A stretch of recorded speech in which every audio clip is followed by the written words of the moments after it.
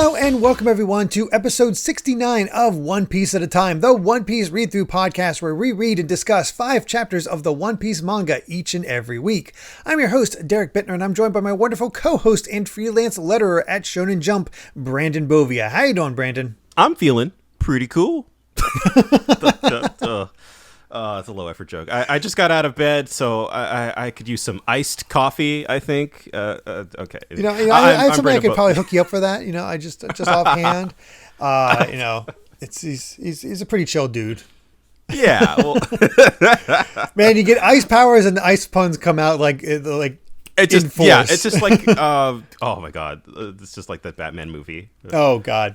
This is technically the funny episode since, the funny, the number one, but it's also, as you were saying before we got this started, we got tonal whiplash going into this arc and we got tonal whiplash coming out of this arc. Yes. It's like, this is all hilarious. And then we'll get to chapter like 320. Yeah. So, let's get to it because we are on the cusp of the arc that everybody likes. Yes. I think it is a fan favorite to this day and is still lauded as some of the best in all of One Piece. So it's still my favorite one. Right there. So, exciting. But first, we need to get to chapter 316, Brother Soul. And it's time for confirmation. Yes, indeed. Our title pages are about Gedatsu and his unexpected life on the Blue Sea. And he's quite surprised to be alive. Yeah, despite the fact that he just got yeeted off of Skypiea, he's just got a little bonk, a little bit of a bump to represent the fall. Yeah, just he's no worse for wear. But again, I look at this character and I get that. I feel like it's like he's quirky. You're supposed to like him like some of the others, but I feel nothing. Yeah, I have no positive or negative feelings towards Gedatsu. He is a character in the manga One Piece by Eiichiro Oda. Yeah. Honestly, the most interesting thing I find here is wherever this old guy that's next to him with the hot spring symbol on his shirt, the trees in the background for some reason are a wavy hot spring symbol. Oh, what the? Yeah. Wow. I don't get it, but sure, why not? We'll see. Yeah. See where that goes. Well, either way, last time we ended off with Luffy in the middle of Foxy's ship, and he got tricked, hit with a slow beam, got pummeled as a door opened where something menacing was waiting inside, and we don't know what. But according to Foxy, it's the finality of his life, and the punches land, Luffy drops into this place, and we get Foxy on top of some sort of machine. He's Foxy the pilot. And he introduces the Gorilla Puncher number 13. I mean, hey, he's ready for mobile suit warfare. I gotta hand it to him. I guess so. I like how we immediately, every time this guy might have something going for it, even though this is ridiculous. He's like, we've made it, constant improvements to make sure this thing is absolutely streamlined. No unnecessary components. And Luffy immediately asks, is the gorilla head necessary? And he's like, you make a good point, but shut up. Of course, yeah. He's just, oh my god, this is just so silly at this point.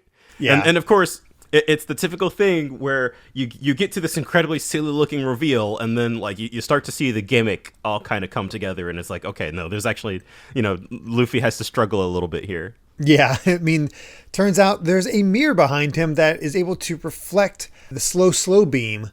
And Luffy has to constantly dodge it. And when he tries to dodge it, he gets punched by one of the boxing gloves that set him on fire. Yeah, I don't know what that's about, but I mean, sure, why not? Yeah. Apparently these are even able to punch out the Neptunian sea monsters. So that's... Although I can't imagine rolling this thing out onto a ship, just all right, get it on deck, guys, and then just slowly roll towards a Neptunian and just start punching it. I don't quite get that myself, but sure. Again, Foxy just he's got that used car salesman. He's full of it. I don't buy it. He is, but I do love the mirror racket. I don't know. It's something so silly about him playing. Yep. What's it called? Well, it's not tennis where it's against the wall. There's some sort of sport like that. He's just playing that while also trying to punch Luffy with his machine. And that's not good. Until Luffy figures out, it's like, all right, I could just punch the glass. Yeah. I love Foxy. I hadn't thought of that. And he's able to get a good hit in on Foxy, but he dodges out of the way, and it's just a constant barrage of those fires, and he is knocked down. Like, Luffy might have dodged the wrong way, but he is not in great shape, to be honest. Like, he's definitely getting... Foxy's putting up more of a fight than you'd expect. Yes, yeah, exactly. For gimmicky fights, I always go back to Don Krieg.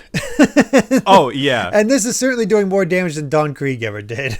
It's definitely something to go, like, oh, okay, this is all silly and ridiculous, but like just Luffy actually being kind of downed for a bit and just like completely singed. Mm-hmm. You're like, oh, that did some damage. And we go back above, and everybody's waiting, and I like how everybody's like confident. It's like, yeah, Luffy can handle him. It's all good. I like how some of the comments, it's like, it's Luffy with an afro. It's like, you really think that would increase his power if that's Nami? And I just like how Robin's like, you did look cool though. Yeah, she's on board. Yeah. Yeah, I love this bit. We'll see it come back, I think, a couple more times, but it's just like, yeah, but the afro though. That's the secret sauce. Yeah, that's what makes him so powerful.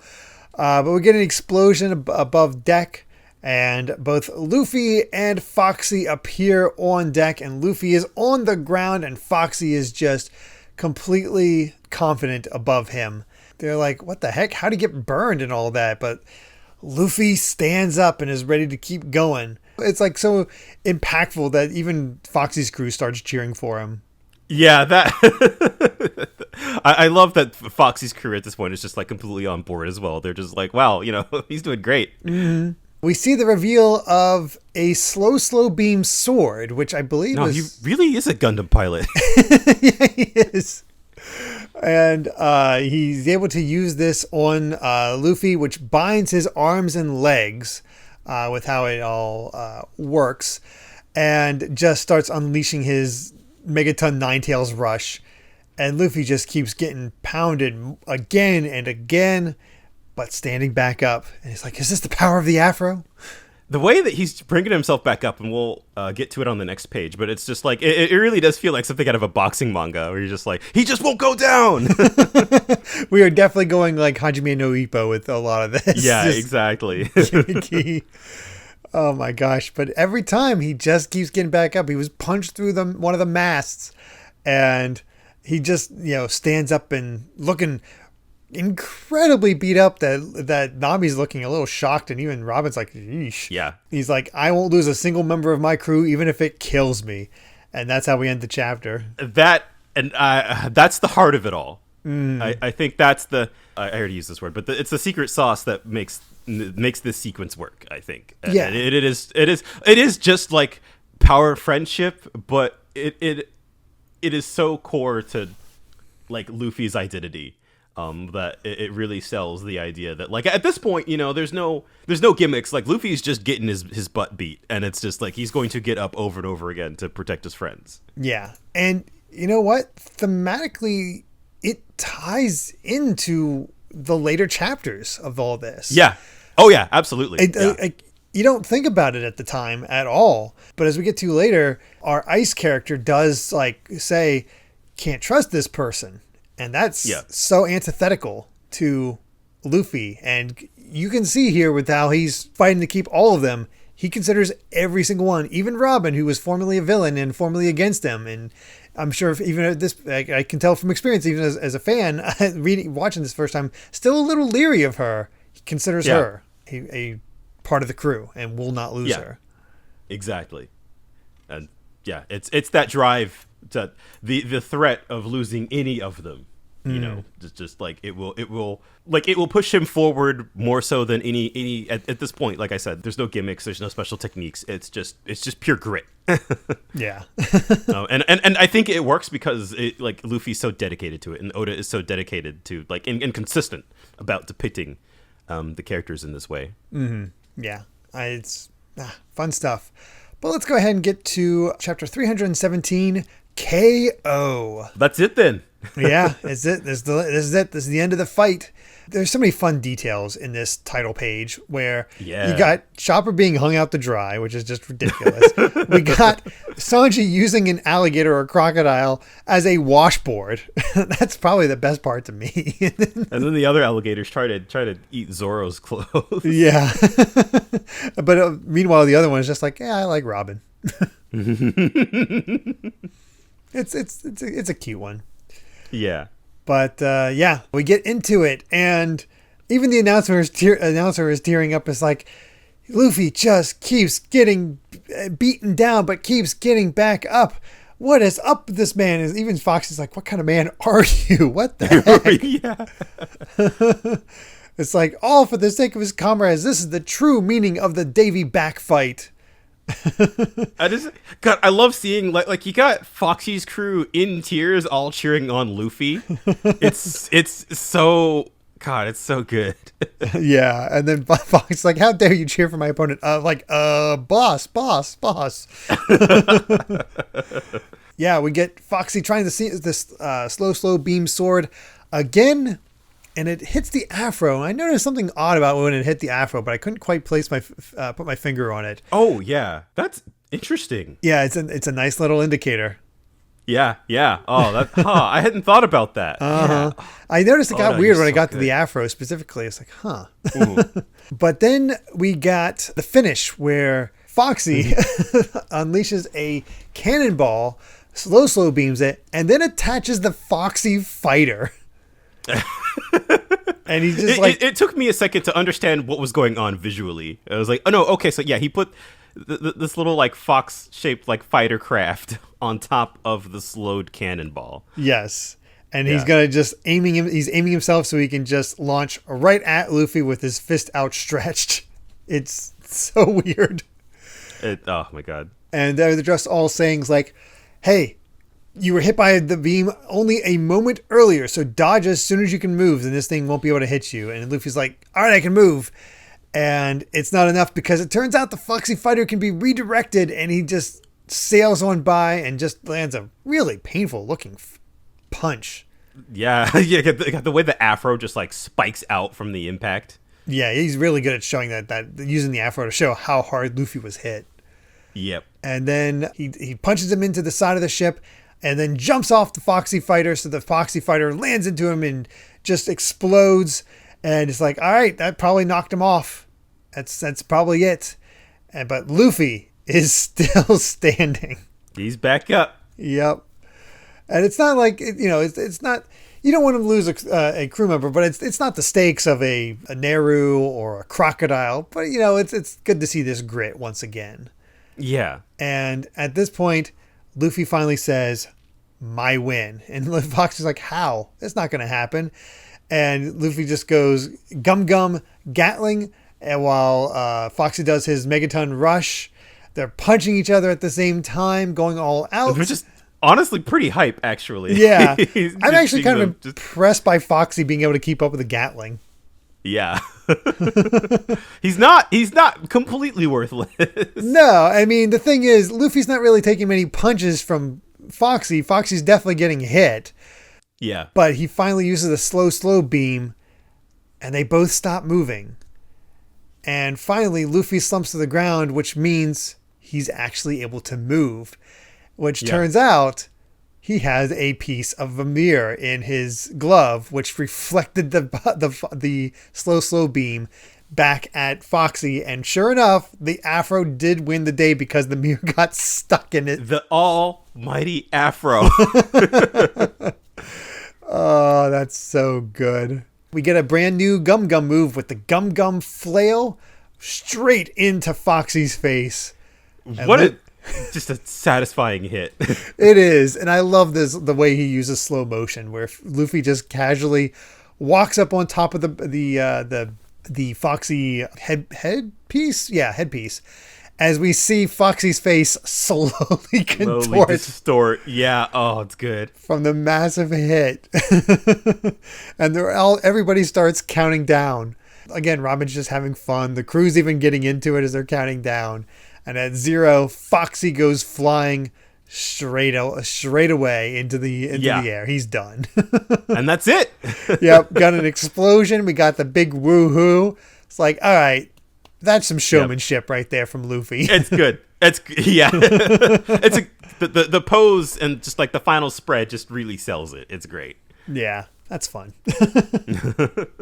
I'd say that's about it, but there is one little thing I want to mention here, because honestly, a lot of this SPSs in this set of chapters are not that worthwhile. Pretty silly. But we did get a question from somebody who's like, did the Straw Hats ever fall in love? Aren't there any romantic intrigues on the ship except for Sanji?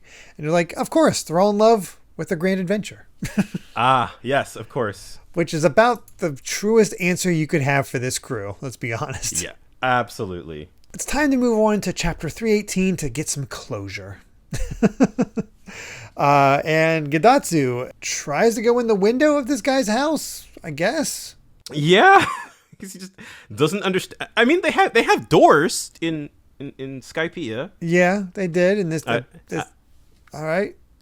So I guess he's just a weirdo, and I love the little birds have his hairstyle.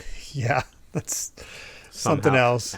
One Piece is a weird manga. It is a very weird manga, but this is Goro the hole digger who wants to make a hot spring island, which is why we have those holes all over the place. But we'll see where that goes. I have no idea. Yep.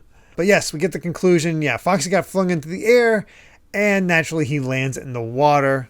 He's gonna die. Oh yeah, he's totally gonna die. It's all quiet. Everybody's shocked. The announcer's talking about it all. It's like, well, that's it. The boss's legendary record of 920 consecutive wins has been broken, and the winner is Straw Hat Luffy, and the whole crew cheers. Sanji tries to get a hug in with Nami, but I doubt that works. I love the detail of the bell too, just like a boxing match. Yeah.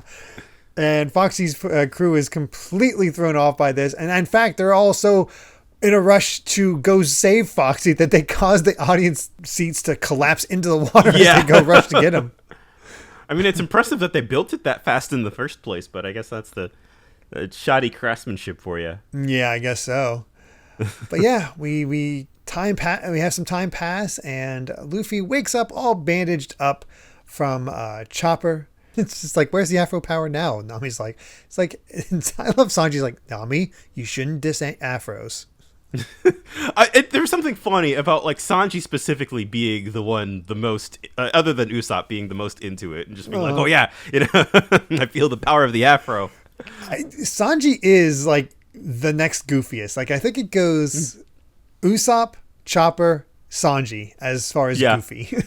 I would believe that. Yeah. And Luffy wakes up concerned if he won, and he did.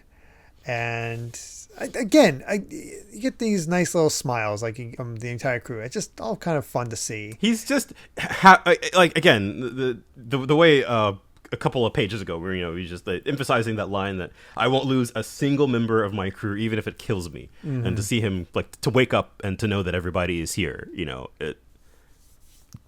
even without words you can understand that he got what he worked so hard for. Is pretty great. And hey, Foxy's ready to just all right, well done, good job. And he goes to shake, and he's like, no, tricked you, super vengeance shoulder throw. But Luffy's arm just stretches and he bashes his head in the ground. Yeah, of course. Foxy, he just can't pull a fast one on anyone. And he's like, fine, whatever. You get to choose a crewmate. And I know, the announcer's like, hey, we know you need a carpenter, so will he take Sunny, the head of the 50 Foxy ship carpenters, or the carpenter who can actually fight, Donovan, or Gina, the sexy carpenter? Why does she have... never mind. And we go to all the members that they had fought with the entire time, wondering if they're going to get picked or not. And Luffy decides, I want the Jolly Roger. Yeah, and of course, Sanji, of course, the band of cultures is like, what about the sexy ship carpenter? Yeah. And Luffy's like, hey, if I actually get what I want, I'll forget why I accepted the challenge in the first place. Which I think he means I accepted this for the old man, not to get a right. carpenter. Yeah, exactly. Yeah, and Foxy's like, you're snatching away the very symbol of our pirate pride? Oh, well, don't worry about the sail. You can't, without that, you can't go out to sea. You're so merciful, but the sail's so simple too. I was like, oh, right, I'll just draw you a new one over it. Let me get some Luffy art of a fox, and it looks so terrible. This is such a great like callback to when he first tried to draw the Straw Hat Jolly Roger, like way back. I think it was like right after they got Usopp. Yes, it was. Yeah. So just like that God again, that was like 250 chapters ago or something, and it's funny to see that. Oh yeah, Luffy's crappy drawing. Just the last time we'd seen a truly crappy drawing from him on this scale was with Laboon. oh yeah, Laboon too. Yeah, he's leaving his mark all across the Grand Line. Well, and I love that they're all just like they're all bowing down in gloom, and Luffy's like, they're so grateful. No, we're not. And Porsche still wants one more hug from Chopper, and that's it. And the funny thing is, like, I remember them parting on good ways in the anime for whatever reason. I'm like, oh, that's right. There was that whole sign of respect thing, and they were all grateful for the ship, even though it was the new symbol, even though it was ugly. But it's like, no, I remembered wrong. They're just all calling out. It's like, which seems to be this whole like, yay, bye, see you another time. And then we'll remember this. Yeah. Not the best of terms. Yes, of course. It's, oh man. I don't think, manga wise anyway, I don't think the Foxy Pirates ever show up again. I could be wrong. I feel like they don't, but yeah. It's funny that this is how they go out. Yeah, the anime around this time really liked using Foxy. 2 rounds, and I think he showed up again after like another short filler arc. So animators love Foxy for some reason. He's just goofy enough to like, we can work with this. Hey, remember when this whole arc was about an old man and his horse? I do remember that. It's been a while because he kind of disappeared, but it's like, oh, right. We had an emotional core kind of to this whole thing. He was enjoying the concessions. Yeah. And it's like, all right, well, it's all over. We've waited for me faithfully for 10 years. Now it's my turn to wait with you. And Luffy shows up and offers him up the flag of Foxy, and he just says thank you.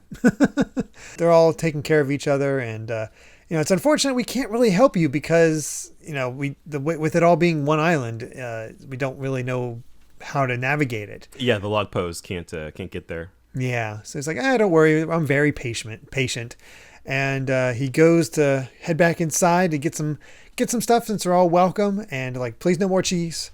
And that's when he all of a sudden runs into this extremely tall man. We've seen some tall guys before, but they've always been kind of weirdly body shaped. But no, this is just tall. Yes, he's fast asleep with a little sleeping cap on, just standing straight up. And he's like, "Who are you guys?" Like, "Who are you?" And here's the freaky part: Robin is the one to freak out at the sight of this man. The one who's always calm, just always sort of like, whatever, is the one losing her mind. And that's when we get introduced to Admiral AOKIJI of the Navy headquarters, who just says, "Oh, you've turned into a pretty woman, Nico Robin." It's like, oh boy. Yeah. Well, somebody's past is caught up to them. Yeah. It was this got teased because this is the same guy who was we saw him on the bike. Yeah, on the bike. Yeah, like right at the beginning of this arc. Yeah, they were talking about where's AOKIJI, and they got this one little offhand thing that didn't seem to really go anywhere. And this, like they said, he went on a walk or something because he's like so hard to control. But it's just, what is he doing all the way out here? How did he find them? Yeah, that's a good question. Let's see if we can get an answer. Let's get to Chapter 319, Admiral AOKIJI of the Navy Headquarters. And Gadatsu's here talking with Goro as he's sitting in a barrel. Not normally, because nothing about this man is normal. Absolutely. And he's like, all right, I decided to become the boss of the Blue Sea. Good luck with that, buddy. He's an idiot. Yeah. It's funny how none of his title pages have done anything to elicit any kind of emotion out of me. Yeah, no, it's just, hey, I'm willing to let Oda cook with these cover stories. Like it could go somewhere. I'm not particularly compelled by Gadatsu as a character, but like I don't hate him. So yeah, we'll see where it goes. It could turn out to be something charming. Yeah, we'll see. But get into the chapter itself, and Robin is still freaking out as the AOKIJI just says we go way back, and I could be wrong, but based on his text boxes, he seems to have a slower way of talking. Maybe, or is he just sort of, I don't know. Yeah, the way on the next page where he's like, "Oh my, now, don't look so murderous, my friends." The way that it's like 3 separate word balloons, but they're connected, but it's like each one is kind of a pause. Mm-hmm. I could believe that. Yeah. Mm-hmm. The entire crew is ready to step in to protect her. I love that shot where or he's just so much taller than everyone else. You see kind of the zoomed out camera angle, and it's just like he is like twice as large as everybody else. It's incredible. Like, never seen anything like it. I don't think. Like he fits in with this Long Island very well. Yeah. He's like, hey, don't relax. I'm not here on orders. The weather is nice, so I was just taking a stroll. And Dora's like, what organization do you belong to? And that's when Robin reveals, he's part of the Navy. He's from the headquarters, and he's an admiral. And Robin explains, like, even at the Navy headquarters, there are only 3 who hold the rank of admiral: Akainu, Aokiji, and Kizaru. And as we get a helpful note, Akainu is red dog, Aokiji is blue pheasant, and Kizaru is yellow monkey. And I don't know if I can't remember. I feel like I've met in the parts I've read. Mm-hmm. I think I know we've at least met one of these. Wait, so you're saying up to Punk Hazard? Yes. We've seen them all. Yeah. Okay, we've seen them all at this point. By the time we get to that. I thought we've seen them all, but I only distinctly remember one of them. Okay. So. I specifically remember when the other 2 show up. Okay. So we'll get there. Yeah, it's we have a ways. And in case you forgot, the only one above them is the Fleet Admiral Sengoku, who we'd seen earlier with the seagull on his hat. Yeah, which is funny to think now that he's their boss. Yeah. That just, again, that's one thing I really like about One Piece is that you sort of, a lot of other shonen stuff is like, this guy's the most powerful thing. No, this guy's the most powerful thing. And One Piece has always been, this guy's really powerful. And here's another person that's really powerful, but not as powerful as him, which just puts into perspective how powerful that guy that you met earlier was. As somebody caught up to the manga currently, we're still doing that. Oh my God.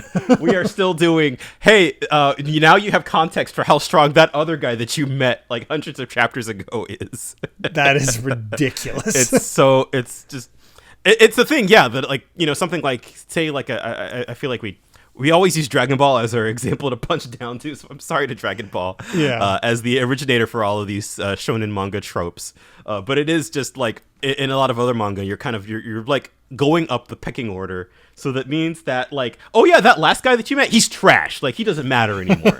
And it's just like, oh no, like, oh, this next guy we introduced, he's actually the really strongest. But even now, like having... we have just been introduced to the fact that there are 3 admirals and we are here meeting 1. And even where the manga is currently at, they're still like a threat. They're still have to powerful. Imagine so. Like these guys are some of the top. Like they're positioned as some of the top of the top. Like I have to imagine that's definitely the case. Yeah, and I think it's so easy to think like I'm glad that Oda does not undermine that usually. Mm-hmm. Like the characters who are like signaled to be a threat, or just like, and I guess that's the thing at the end of the day that me and my vendetta against One Piece power scalers is just like, man, like it's just so much better than a lot of other shonen manga. That are just constantly just like, none of this matters. Just look forward to the next guy on the list. Yeah.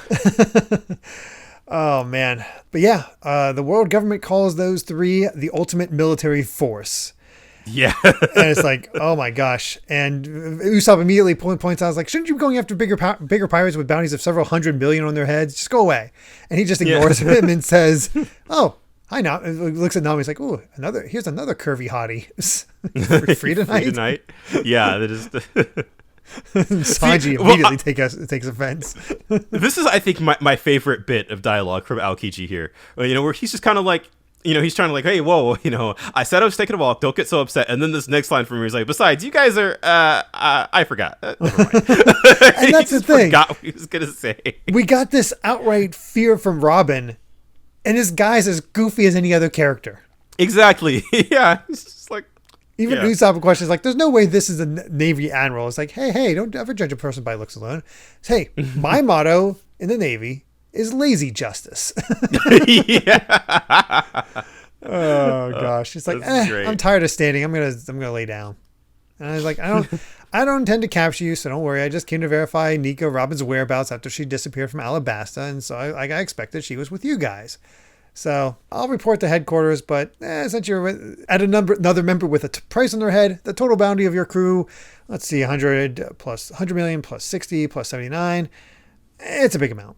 Yeah. Again, he just gives up trying to do the math. Math is hard.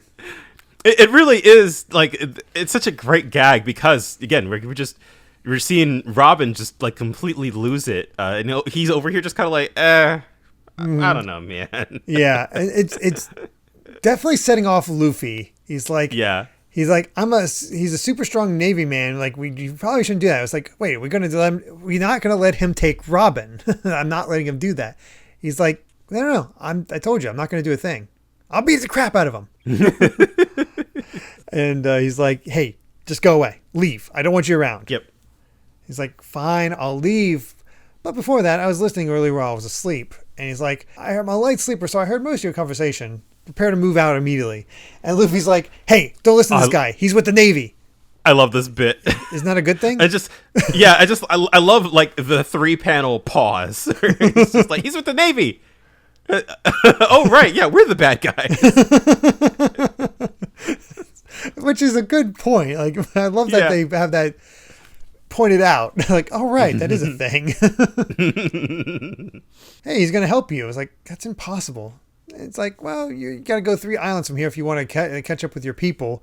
But your horse has an injured leg, so, it'll be fine. No, how can you do that? No, it's not possible. It's like, Robin's immediately like, no, he can make it happen. Yep. We get to the shore where the next island would be at. Get ready to set sail. All the stuff is packed up for Sherry to carry. Luffy and Akainu are actually AOKIJI, sorry. We're actually getting along. Yeah. I love just after a quick little scene, it's like, oh, they have a little banter together. Just like, Luffy's like, you say some pretty right on things. You're just like, yep.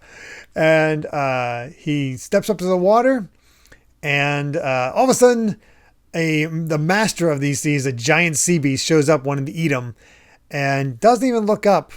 And he just says Ice Age. And in an instant, that page turn where the entire ocean is frozen along with this monster.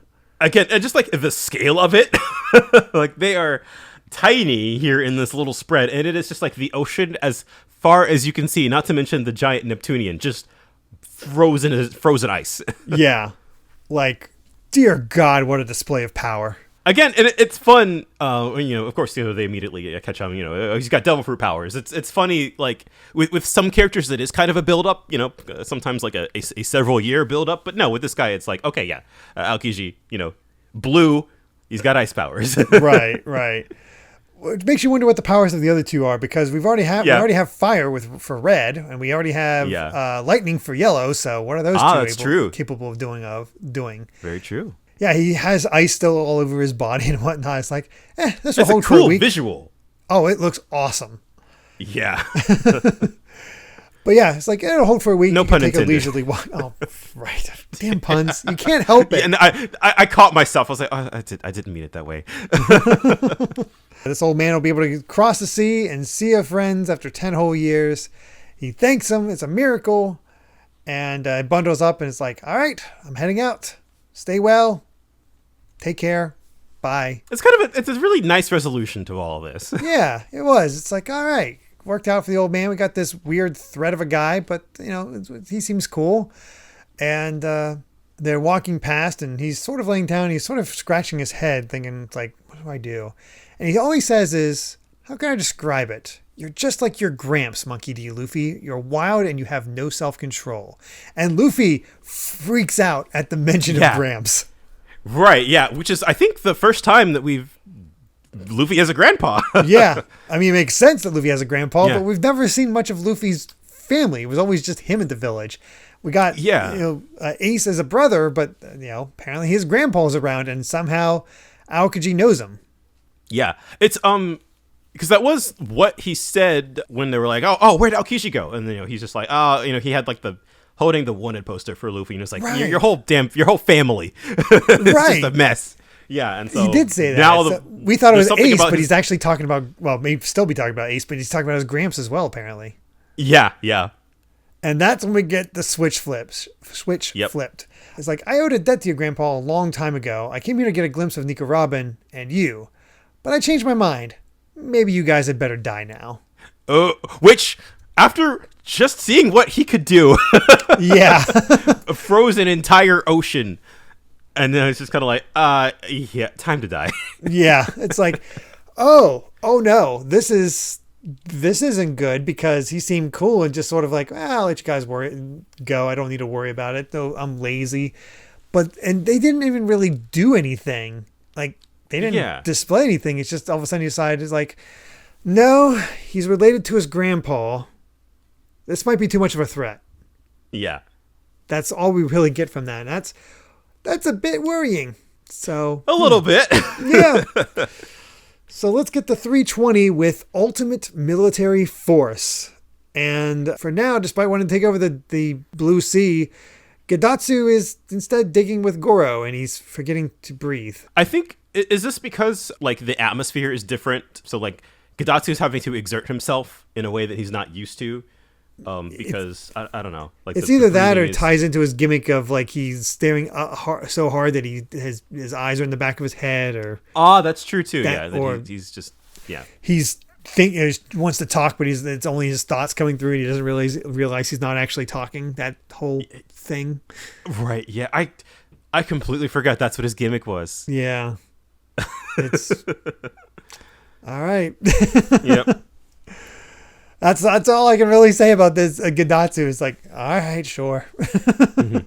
We get more of an explanation. It's like, the government still doesn't think very highly of you. And now that I've had a closer look, I see that you and your crew have grit. So even though your number is small, it's bound to become bothersome in time, which, I mean, I've not read everything, but he's not wrong.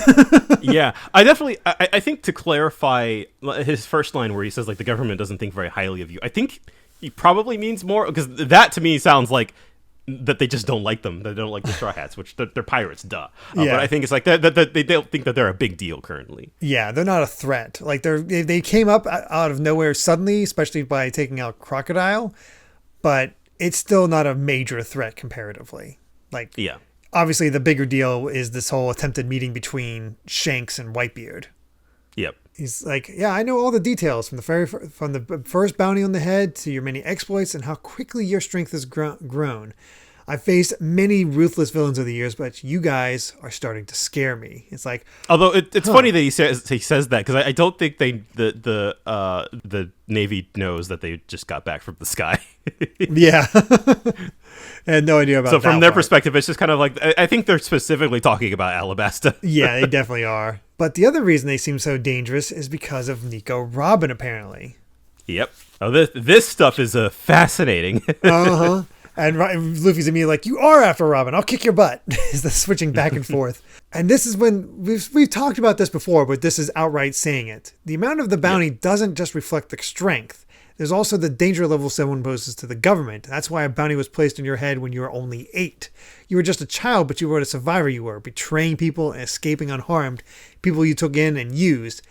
You survived in the underworld, and you kept yourself hidden in this crew for now. Yep. But that's the other thing.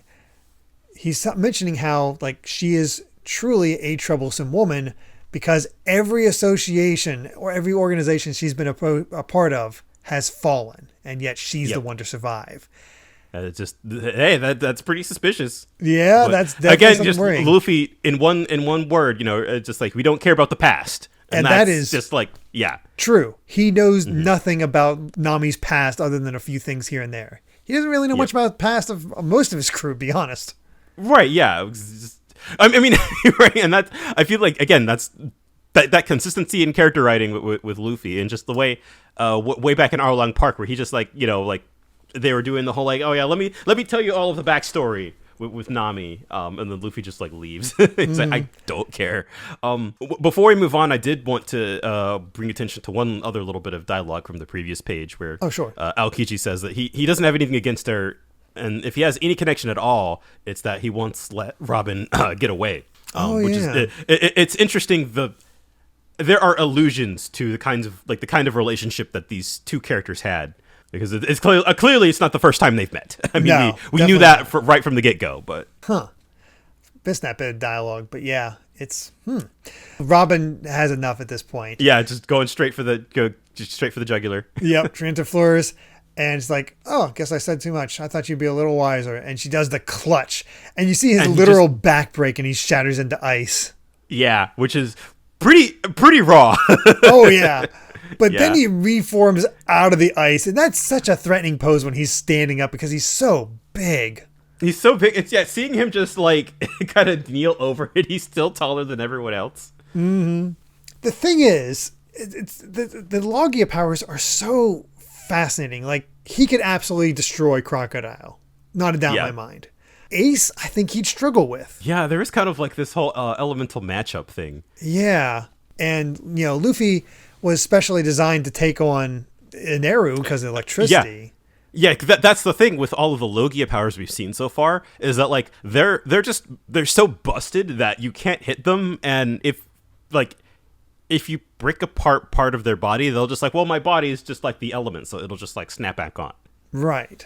And and so we beat Ineru on technicality, basically. Yeah, exactly. We got lucky on that one. Yeah, and we got lucky with Crocodile. It was just kind of like, oh yeah, my blood, is made out of. I almost remembered the 4Kids excuse for first when they took out all the blood, and so they were like, my sweat makes me able to hit you. Oh God.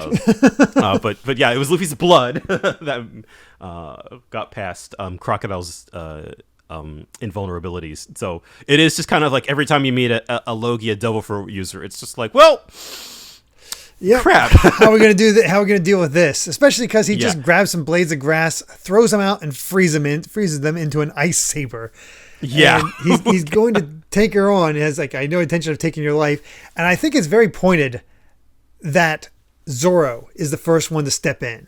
The one who was the most suspicious. Absolutely the most suspicious, but he's the one that blocked with the sword. And then Sanji comes in, kicks the saber away.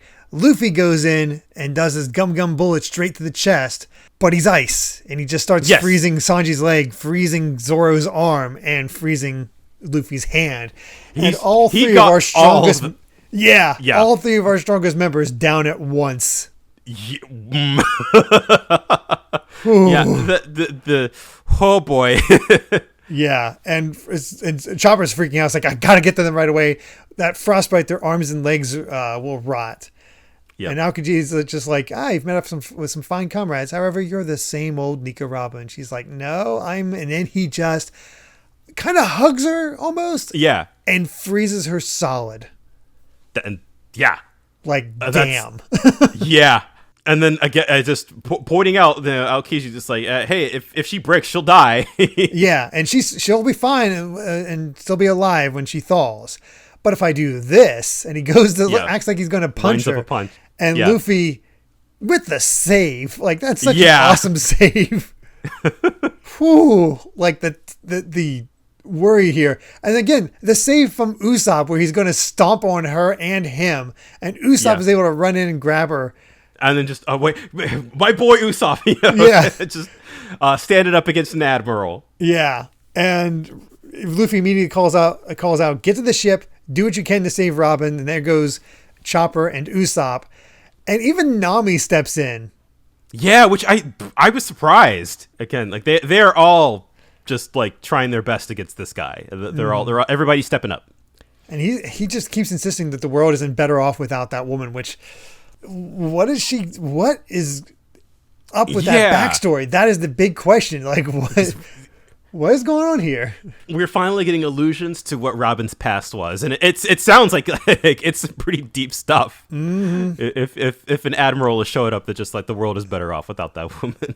It's literally threatening the world, and it's like that's not good. Yeah. But yeah, Sanji and Zoro getting ready to fight him, and Luffy's like, "No, don't butt in. He's mine." And he's like, "You and me, let's just settle that." And I'm like, I don't think that's a good plan because rubber gets rigid when it's frozen. Right. Gets cold, bro. Luffy, this is a bad matchup. He's already got one arm frozen. Yep. So and all we get from AOKIJI is like, I'll fight you, but I don't have a ship to take you back with me, so I'll just have to kill you here. Oh boy. Yeah, the way the stakes just like shot up. My God. Like, holy crap. I think it's a better shift in tone than we got from Skypiea to this, because AOKIJI started out silly. And it was just exactly. The flip switch kind of makes sense because Robin was scared that entire time. Yep. So because she knew what was coming, and this is what was coming. Yeah. So it's oh boy. Yeah, and I'll be honest, I don't know how they survive this. Yeah. Oh man, we're getting into the good stuff. Yeah. Next time, I mean, we're still on the Long Island, but next time we'll be in the next arc, and if you've not read this, you're in for a treat. If this is your first time, I'm so happy for you. The funny thing is, I've seen a lot of people that started with us, but they couldn't just stick to 5 chapters a week. They just couldn't help but keep reading ahead. So I'm actually wondering how many people are actually reading in time with us, and how many people are actually just like, no, I'm already caught up. I'm just waiting on you guys now. Hey, which fair. If I love seeing comments like that, and I'm proud of you. Yeah, and definitely, I would love to see what folks like. What their first impressions were of this arc, if you could double back and let us know, because I'm giddy. Oh yeah, I'm ready for the pain. Oh man! But as far as the whole Davy Back fight and whatnot, definitely better in the manga. It benefits from that shortness and just like let's have a silly breather, because as we can see, things are about to get heavy. Yeah, man, it's. I think it would be. I'm glad the Davy Back fight arc exists for what it is in the manga, just because it is just like going straight from Skypiea into the next thing. I think would be kind of like, sort of in the same way that like. Not that like Jayo wasn't just like silliness, that was very much like the setup thematically to Skypiea, but it was kind of the reset after Alabasta.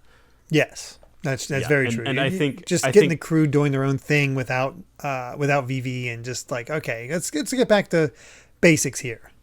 Yeah, and I think that is something that One Piece actually does quite often. Not always in the same way, but I think it's really like serious arcs don't come without just like at least like a little bit of levity, just like a spacer, Yeah, exactly. And I think Davy Back fight is a really good spacer, and right at the end you kind of get some thematic juiciness that I think will play into the next few little bits. Yeah, I believe so. So I'm looking forward to it. But with that, I believe we've said all we've wanted to say about chapters 316 to 320 of One Piece. Thank you so much for listening, and you can find more of my ramblings and stream VODs over at BitNerd Games on YouTube, or BitNerd with an underscore at the end on Twitter. And Brandon, where can everyone find you at? I'm at Brandon Bovia on Twitter, talking about anime, manga, games, and my job, and just more of the same. Fair enough. Definitely check it out. I know the week we recorded this, you were showing off some of your model building kits. So yes, yeah, I've gotten back into the new Gundam series that's airing right now is incredible, and it's given me massive brain rot, and I'm just thinking about it all the time. So I've been building a lot of kits from Gundam: The Witch from Mercury, which is it's a great show that you don't need any prior knowledge about Gundam. It's completely standalone. It's on Crunchyroll and on YouTube, so watch it. It's great. Nice. Yeah, it reminds me of like able to just jump into like Gundam Wing, which was my exactly. That was my Gundam introduction. Back of the day in Toonami. Oh, yes. But anyway, if you'd like to help us out more, you can support the podcast over at patreon.com/Derek Bittner. That's DERRICKBITNER to listen to the next episode 3 days early. And make sure to return next time as we discuss chapters 321 to 325 of One Piece. So until then, my friends, bye. Remember to take life one piece at a time.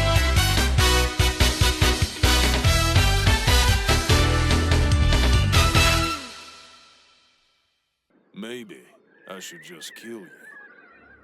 The government still doesn't consider you a threat, but I know enough of your history to see you're a formidable crew. You may be few in number, but with the shrewd rogues gathered here, this crew will likely be a problem later on.